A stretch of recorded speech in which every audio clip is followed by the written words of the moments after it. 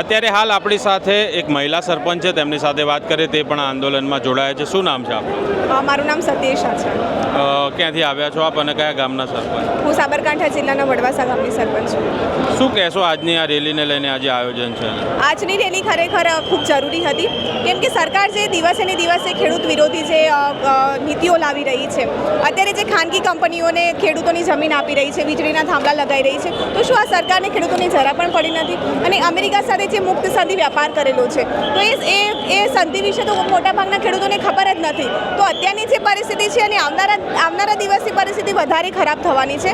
તો જે મોટાભાગના ખેડૂતો છે એમને આ પરિસ્થિતિ વિશે ખ્યાલ નથી, તેમને પણ જાગૃત થવું જરૂરી છે. અત્યારે અલગ અલગ જિલ્લાઓમાંથી તમે જોઈ શકો છો કે મોટી સંખ્યામાં ખેડૂતો આવેલા છે, ટ્રેક્ટર લઈને આવેલા છે, હજી ઘણા બધા ખેડૂતો રસ્તામાં છે. તો અમારા જે મુદ્દાઓ છે કે અમારા જે હક છે, અમે અમારો હક માંગી રહ્યા છે કે અમે વર્ષોથી જે જમીન અમારી છે કે કોઈ સરકારે અમને આપેલી જમીન નથી, એ અમારી પોતાની જમીન છે. અને જ્યારે સરકાર જમીન હડપી રહી છે, તમે ગુજરાતના કોઈ પણ ગામડાઓમાં જાઓ, મોટાભાગના ગામડાઓમાં ખેડૂતોની જે જમીન છે ગામતળ સુધી ખાનગી કંપનીને આપી દીધેલું છે. તમે હિંમતનગરનું નાદરી બેથાપુર ગામમાં જાઓ તો ત્યાંના ગ્રામ લોકોને, ત્યાંના ખેડૂતોને ખબર જ નથી કે એમની પોતાની જમીન ક્યાં જઈ રહી છે. અને સરકાર જે મોટી મોટી વાતો કરે છે, મોટી મોટી જાહેરાતો કરે છે, તો એ પાછળ એમની જે રિયાલિટી છે, જે ગ્રાઉન્ડ રિયાલિટી છે, એ ખરેખર ખેડૂતોને બરબાદ કરી રહી છે.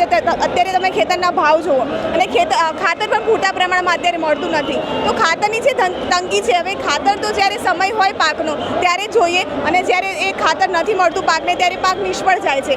MSPના ભાવ નથી મળતા. પશુપાલકોની અત્યારે શું પરિસ્થિતિ છે? તો આ તમામ મુદ્દાઓ સાથે અમે અહીંયા ભેગા થયા છે અને આ સરકારને ખરેખર એ બતાવવું જરૂરી છે કે તમે જો દિવસે ને દિવસે ખેડૂતોની પરિસ્થિતિ ખરાબ કરશો, કેમ કે ખેડૂત એ અન્ન ઉપજાવે છે, આખા વિશ્વને જમવાનું પૂરું પાડનારો એ ખેડૂત છે. અને જો તમે ખેડૂતના હક તમે છીનવી લેશો, તમે કોઈ પણ કાળે ચૂપ નહીં બેસીએ અને આવનારા દિવસમાં વધારે મોટા પાયે આંદોલન કરીશું. Thank you very much. Thank